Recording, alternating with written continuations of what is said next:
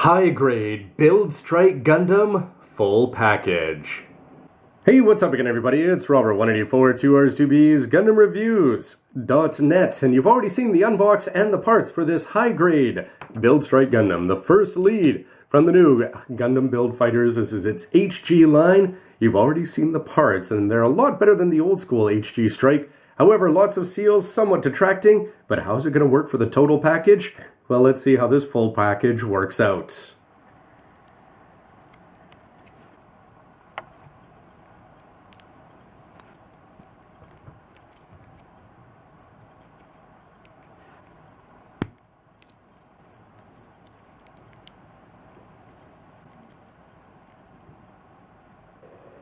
And rising from the ashes like Kira Yamato pulling out a hot dog blade.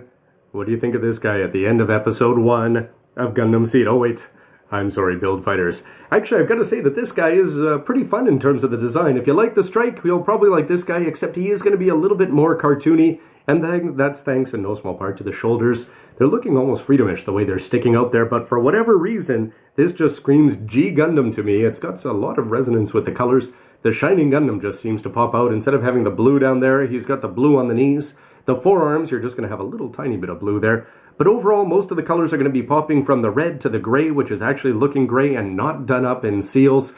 All the parts of the inner frame are going to be sticking out as you'd expect, though the back is going to be a little bit unspectacular. Remember, it's going to be covered up with the full package, but overall, I'd say so far that the seals add to the kit rather than detract from it. So what are we going to get for articulation? Front skirts up as you'd expect, and the legs are going to go very well forward, and the side skirts are still going to be somewhat limited for the way that they're going to get out of there, but you can still do some pretty cool stuff. Those hips, if you don't mind dislodging the skirts, are going to do a great job, but that doesn't really help us here. And the lower legs, if you take a look here, that very nice 90, and then more. It would go even more if you didn't have the rear skirts in the way.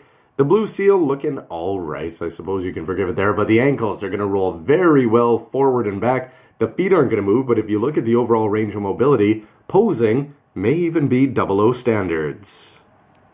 The upper body now, you can see that it'll rotate all the way around if you choose, and ab crunch forward, back, and off to the side. Well, you'll notice that it's just moving on the lower ball joint there, so not all that exciting. Nonetheless, that gray showing through is a huge plus over before. The shoulders, they're going to pop out over here, but if you try to go much more than that, they're just going to pop right off. Rotation as expected, and there it is for 90 and even more. The shoulders sort of bumping up in the way, and the head is going to be doing a good job, as you'd always expect, on that classic polycap. But what is the full package all about? Well, we're sort of leaping ahead here to episode 3, which hasn't aired yet, but cue the seed-like music. It's got a solid connection to it there. Of course, it's going to be adding a little bit of weight issues, so you'll just have to correct the angle that you've got the legs at. Spin the guns out of the way of the wings, and this seems to be the default one according to the manual. But if you look on the box... on the side of the box, the image that they're selling you this kit on is going to be much more peacock-like. First of all, the blue is definitely going to be a bit of a detraction. It's going to bring up, you're going to reminisce about freedom the minute you see it here. The third part of the wing, you're sort of going to lose sight of it, similar to Destiny in the way they do that. But for me, I'm sorry, just every time I look at this, the seals and the rotating parts there above the vents, with no colors, if you just do it the way Bandai intended with the seals, well, for lazy, the way they intended lazy people to do it, is you've just got the seals on there, and I gotta say, from the back, it's a little bit dull. From the front, because the overall kit is going to be looking good, especially those big, cartoony, oversized, and colorful shoulders there, I think the overall effect is going to be good. Maybe a little bit too far back, but you do have a lot more options. It's just the kind of thing, though, that you know the Master Grade is going to do right, and it makes it more and more anticipated, I think.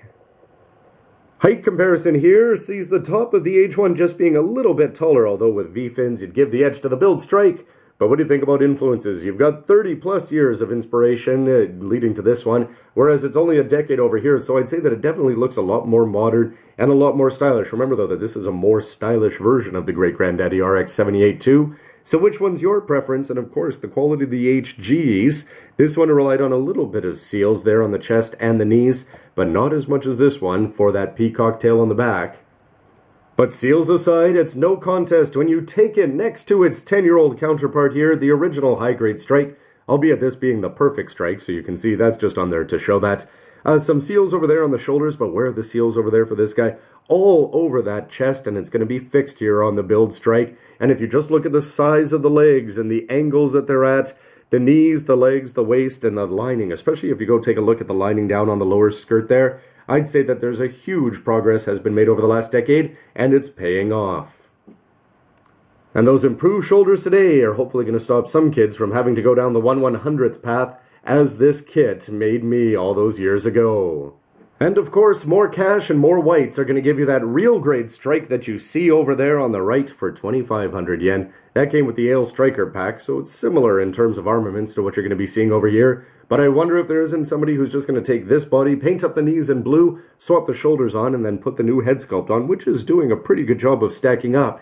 And then you'd get the best of both worlds without having to wait a decade for this one to get its excitement embodied form. For posing and attack options, remember you're going to have a ton of them, and you're going to be able to do some cool stuff back there with the wings rotating and their spinning motions there. The beam sabers, though, are going to be looking good, and the legs, the fact you've got those great ankles, are going to help them with ground poses, and you can always have a little bit of cheating help back there. The backpack so far is not getting in the way of any of the poses, and instead just sort of complements them. You can twist it wherever you need to so far, but if you wanted him to star on the cover of something like GoldenEye, that handgun can actually be a little bit of fun. The shield attaches in nicely there to the elbow, and it's going to be able to rotate around, and you'll notice that that blue little seal is still available underneath. And with the more traditional Gundam armaments of beam rifle and shield on there with the cannon built into it, the guy's actually not looking bad. The 4 colors you see on the shield are going to be good, and this is just to show you with the wings that you can rotate that whole vent unit up there and angle them again. You've got that nice range of motion for some interesting looks. And with the wings swept straight back here, but still the vents in their forward position, Bill Clinton here brings out the big dog gun. And with the help of an Action Base 2 or a borrowed Damashi stage, again, you can just have some fun getting the guns off in the direction you want, and I've got to say that this backpack has really grown on me. Lots of play options, anything with them up in the air. If you can get past those cheap white seals, he's still looking good in the pose department. And with the wings fully up here, the DX is going to say, stop ripping off my pose, but when it's such an awesome pose, whether it's freedom-inspired or going back to F91, it's going to be a lot of fun. The only thing I'm going to lament here is the lack of colors that could and should be on there if Bandai had given us more than 500 yen worth of blue plastic. So for some final thoughts on this kit, you've heard throughout that I've been pretty unhappy with some aspects of it.